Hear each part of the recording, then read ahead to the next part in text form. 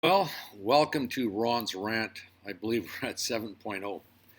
Thanks for putting up with all the crap, but anyway, I really appreciate it. So there's a couple things that come to mind in this rant, and one of the most important uh, times of the year is the summer where guys are now getting into their tryouts and they're at different camps. And so a couple of kids have come up to me and said, I was just at a camp. The coach had some issues that we talked about in the coaches interview kind of thing. And one of the things that they were saying is, well, we want you to work on your speed. And I said, okay, well, what does that really mean? Because, as a developer, I'm sure that we're all in the same boat. So we're all sitting there going, okay, speed. Would that be crossover speed? Would that be, speed on the puck, speed with the puck?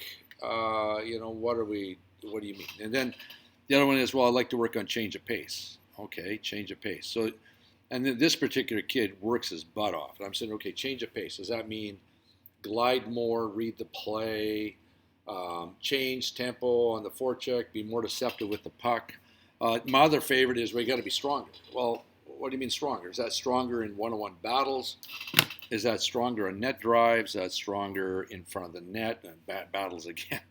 And what I find is, you know, um, the problem with all of these camps and the information that they get, there's really nothing that's legit. And what I mean by that is that as you understand as a developer, that when a kid comes to you with a certain goal, an objective, and a lot of that's pointed, obviously when you're 15, 16, 17, you go to camps, you come back, and you've got an opportunity to showcase yourself. But really what we're trying to do is say, okay, this kid has had a good summer, he's working hard, but really I want to see him in 3 months, but please fix these things and we'll take another look at you. But if you don't know what to work on and exactly what that discussion entails and exactly what that development should look like, then how do these kids ever get better? And this is what frustrates me.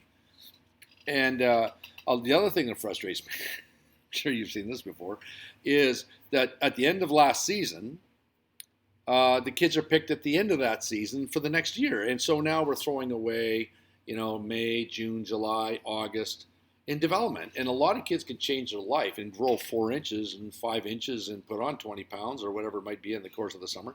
So how can we make those decisions? I think a lot of it becomes politically convenient. Is that, well, on the team last year, we're going to maybe make a couple of changes. I've already got my mindset as a coach. And I don't really care what you do in the summer, but we've already got the team picked. And those are the things that absolutely drive me crazy.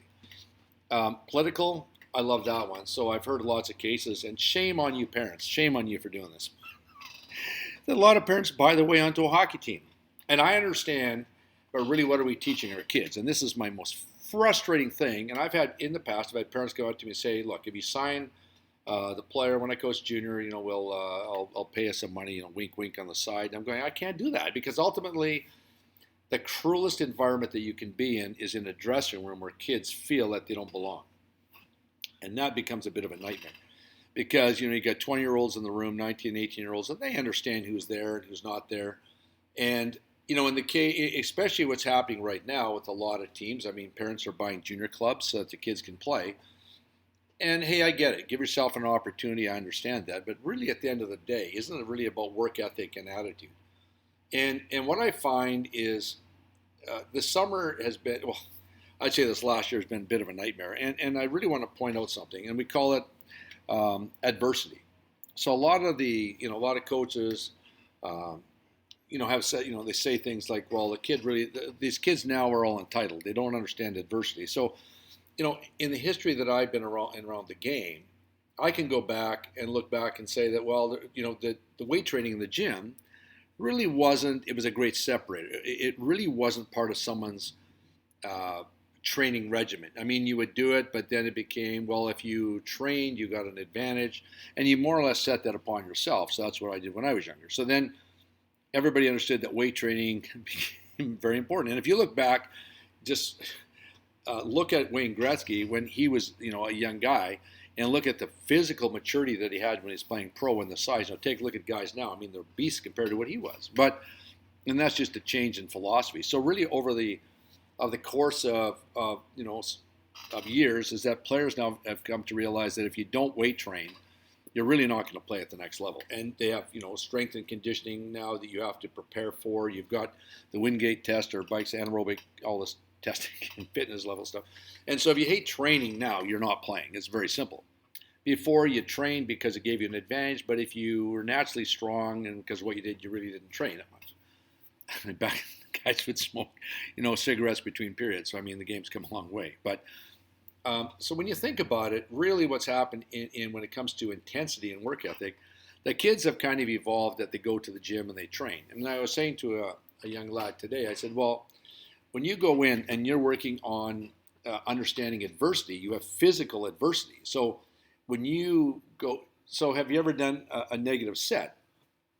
He goes, what does that mean? I said, well, when you can no longer push a weight up or your body weight and somebody helps you, like doing a chin up, you lift the body up and then they bring it down themselves. Or, you do a bench press and they bring it down to the chest and you help them lift it up. Or declining sets where you actually take, say you're benching 200 pounds, you bench 200 pounds until you can't do another one.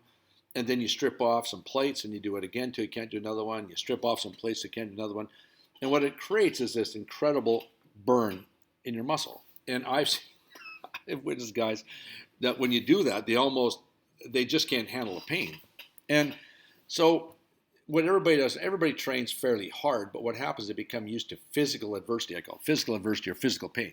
And then the best players push themselves way above and beyond, almost to the point of injury. But what do we do for mental toughness? So, when a kid gets to, when I found, that the mental toughness when a kid's younger, it's really about physical. You got to skate, you got to work hard. I see 7-year-olds that come into my training center and they get a blister and they freak out. They look at their hand and the pain, that new burning sensation is something that they're not used to. So they don't know how to deal with it. And then they start to realize that, Jesus, the hands are sore. I still have to train. They learn how to cover it up a little bit until it turns to a callus and then they move forward. But that's their first introduction to really physical discomfort. And then they go to physical discomfort where the muscles hurt, but they get growth out of it. So there's something that they gain out of it. So they hurt today, but they grow tomorrow. And now all of a sudden you're 12 and you're 13 years old or you're 14 years old or 16. And now think about this. So now as you practice, so, as in cognitive science, is that practice makes permanent. Only perfect practice makes perfect. So what's the difference between practice makes permanent and only perfect practice makes perfect? Well, the biggest thing is that it's about mental capacity, your mental toughness, your mental focus, your ability to pay attention, your learning strategy. How do you mentally look at those situations and say, or that technique or whatever it might be, and learn from them? And then be able to hold that in your mind. Or how about even take criticism? So again, if practice makes permanent, then wouldn't I be concerned about being around people that can fix me immediately? Because if practice makes permanent and only perfect practice makes perfect, then why would I waste 1 second of time fooling around and messing with the technique? So again, let's follow that train again. Okay, so now you're 17 years old and now you have these bad habits. And someone comes along and says, kid, I don't like the way you skate. You got some things you need to do. Your short game acceleration is off. We've got to get you quicker to the corner. Your first 3 steps are soft. Or you're not very deceptive. You go into the corner, you go in hard. You battle, but really you're not a deceptive guy. You're easy to read, and you're going to get killed in the corners. Or, really you're not good along the wall. You're not battling hard enough. You don't know how to take a hit, give a hit, pick up those dirty pucks and stuff like that. Or you don't know how to drive through traffic. You don't know how to take a puck through traffic. So all of a sudden you've got these habits that you've built, and now they're just not good enough. So all of that physical work that you did without paying attention or having somebody in your life that kicks you in the butt and says, listen, do it right, okay? Because you're screwing around with your time. Now you're 17 years old. So what becomes the single most important thing to get you over the hurdle? It's mental toughness. So you have to sit there and go, oh my God. And I just had a young lad in my training center today, and we talked about this and said, look, the single most important thing right now, you are 15, 16 years old, you're 15 years old, is you've got some things to fix. It takes so much mental effort. But what do you practice? Where in your day do you practice mental? So you go, your mental effort, your mental capacity, that mental toughness to get the job done. So you go out on the ice and you skate and you get fatigued, and the coach begs skate. Yeah, okay, I check that off my list. I can do that. Then you go to the gym and you work hard and you sweat and you put through pain and yeah, check that off your list. So what do these kids do every day to say, you're doing it wrong, fix it now? And do it wrong, fix it now. Oh, if you don't fix it now, then there's going to be a consequence. And what I find is the biggest critique that I found from pro coaches and scouts is the fact that players that they have a sense of entitlement, that they're just good enough the way they are, but they don't have a mental toughness to handle adversity. So where in our lives, where do we put kids into situations where there's a mental toughness aspect? Fear, focus, do it right, fix it now, and grow as a player, or even grow as a person for that matter. Like there's kids that don't say please and thank you. There's kids that don't hold doors open for people. There's kids that are just not aware. And what frustrates me is I find that the kids today, and I mean, I'm not going to bring up some of the training method out there, but what I find is that kids and parents, as long as the kid's having fun and comes, yeah, I had fun, that was a good skate, I got a sweat on, and I'm happy. They don't say, what'd you learn today? I had a good skate. I worked really hard. Well, good enough. That doesn't cut it. Working hard means you better work smart. The smart part is the mental effort. Working hard is the physical effort. So now kids can more or less handle physical effort, but their mental effort sucks.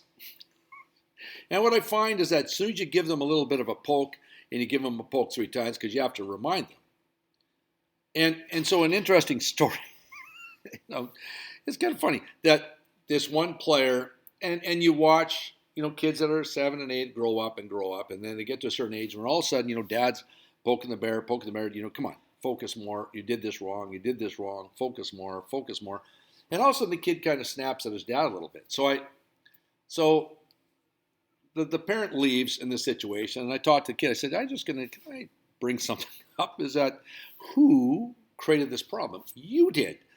You weren't mindful. So got to think, 7, 8, 9, 10, 11, 12, 13, 14, 15, wherever it is. Now all of a sudden you haven't been mindful, and your dad's been there to keep you on track, your coach is on track. Now all of a sudden you're pissed off.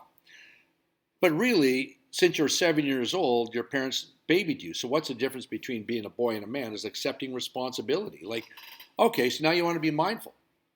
Great. So for 1 week, maybe 1 day, all of a sudden you're starting to be mindful and you're taking care of your issues, but you haven't done that for 5 years. Now all of a sudden your dad's to blame? Like, hold on a minute. What happens if you're not mindful tomorrow? You're just learning to be mindful now. So what happens if you're not mindful tomorrow? It's all of a sudden he just walks away? Who do you want in your corner to make sure that you say, listen, I want you to look over my shoulder, and I'm going to try as hard as I can, Dad, or Coach, whatever. I'm going to try as hard as I can. But please, if after the second or third attempt I'm still not doing it right, please let me know. And what I find with kids today, they run and they hide. And the sense of adversity just isn't there. So if you're the type of coach that understands the value of time, okay, so really the only thing that matters in our lives is our time, how we use our time, and who we spend time with. So now, and I brought this up as an example. I said, okay, so let's just say that you go to your parents said you go to the store, get milk. Look for the longest expiration date that you can find in that quart of milk. So today being the 24th of July, you look at it, say, okay, August, say September 1st. Okay, so you grab a quart of milk and you bring it home, you put it in your fridge. So that's your environment. There's a quart of milk sitting there, and that's your environment. Okay, so as long as it stays in that environment, your expiration date is going to be so long. So if you're a hockey player, as long as you're in the right training environment and take all things into consideration, that's your expiration date. Okay, so now all of a sudden the guy comes over to your house and he says, hey, can I have some of your milk? Of course you can. Beautiful hot day, sun coming to the kitchen. And the guy takes a quart of milk and he puts it on the counter. And you forget it. So 6 hours it's been sitting in the sun. Okay. Now, do you think the expiration date is the same, or does it change? Well, of course it changes based on abuse. So now if you're the type of kid that you're unfocused and then you go with a trainer that really doesn't understand the scope of what you're working on or what scope is necessary or what you need to do, like how in the heck can you train a guy like, take Caulfield, for example, from Montreal. He's not a big guy, but he skates exceptionally well and performs exceptionally well as a small guy. He thinks small, he plays small, he does all these things because of how he's been trained. All of a sudden, he's doing very well at that level because he understands his limitations and he's maximized his potential, his abilities just based on height and weight and size and what he can do. It's great to see. It should be an inspiration for all small players. Okay, so now you have a training coach that comes on and goes, well, we have one way to skate, so I'm going to incorporate a Caulfield with a Joe Thornton. It's not going to happen. So now I have kids that come in here that are 5'5" that think that they're going to generate power and they're going to beat a guy who's 6'4" that weighs 225 pounds with power. No, you're not. But yet they do not understand agility. So somebody has taken them and put them on into a training environment and exposed them to the wrong crap, milk and heat.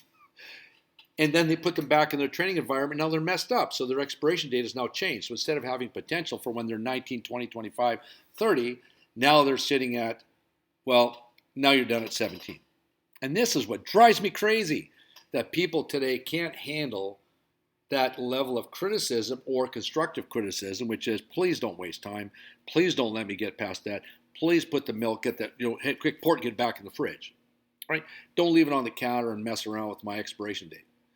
Okay, and that's what frustrates the hell out of me. And so a kid goes to a camp, he's somewhere in this trajectory of development, and then someone comes on and says, work on your strength. Well, for crying out loud, you're not even physically mature. You play the game really smart, you play well, and you're 125, 130 pounds, playing against guys 165, 180 pounds. You're not afraid to go into corners, but they expect you to go pound people. And you play smart, you play in the perimeter, and you're a smart hockey player, dish off pucks to the, and then they say, well, you got to get strong. I get that. But why don't you say to the kid, well, hey, look, here's some things that you were really good at, we really liked. Now, the reason why we want to get stronger is for these exact reasons. Okay? So now, so I said to this kid, so I come over to your house and I leave it on the counter, and then you come back and say, can I ask you a question? Like, why did you leave the milk on the counter in the sun? Why did you leave it out there? Like, you wanted some milk, I gave it to you, but now, so who governs that process? And the guy goes, oh, I just forgot. Well, what'd you forget? Did you forget to update your new skills as a teacher? Did you go out and research and find out what the game is all about now? Or are you just, carrying on your regular thing you've done for the last 10 or 15 years, and that's your belief? And this is what drives me nuts.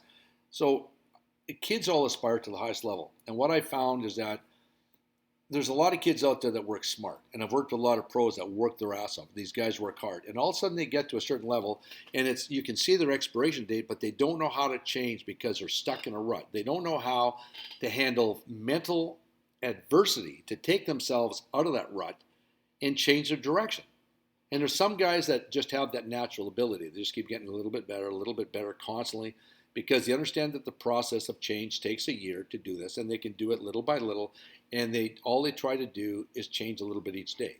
And now if you change 1% each day, well, you change 100%. It's just simple math, but you have to have that mental toughness. So really, parents, players, what are you doing every day to learn something new, to understand that mental capacity to change is one of the hardest things that you're going to encounter in your career. Physical pain, everybody gets over it. I mean, every Sunday I go for a massage for my back because I got all these disc issues and hip issues, and it is 1 hour of pain. And I remember driving out there, and it's like, oh man, I don't know if I want this. There's a little bit of sweat. And then the guy gets his elbow in there, and he's killing you. He's tearing it apart. You feel like someone's hacking your leg off, and then you walk out there and go, oh my God, that's another week. And you walk out, you feel pretty good about yourself. But going in, you're anticipating the pain and growth. And then after a while, you realize that the return on that pain is actually worth it, because now I feel better. I'm moving better in my back. And then now you do it. That's the problem, is that if it's a lot of the kids today, or even, I'd say professionals, if it's not a short-term reward, then it's like, forget it. Well, what about long-term? What about some of the things that like they say that to build a perfect, in bodybuilding, they say it takes 10 years to build a perfect physique. So where's the instant return on that? How long does it take somebody to learn a language? How long does it someone to learn to play a guitar? How long does it someone? It's not short-term. So if we're stuck in this mentality that it's a short-term reward, it doesn't, the greatest skills in hockey are that ability to do things, those 1% things are done perfectly, but we still have the core foundation to build off of and still allow us to protect the puck. A lot of kids are doing this high-speed stick handling stuff, but really they can't protect the puck. A lot of kids are sliding pucks under things, but now their head's always down. They can't get their head up and read the play. So their visual awareness is messed up. So what is the return on training? So please try to find ways every day to focus on the rate of return that you get from mental toughness. That's all I ask. So if that works for you, it works for me, and let's carry on. That's Ron's Rant. Thanks for listening and putting up for another one. Thanks.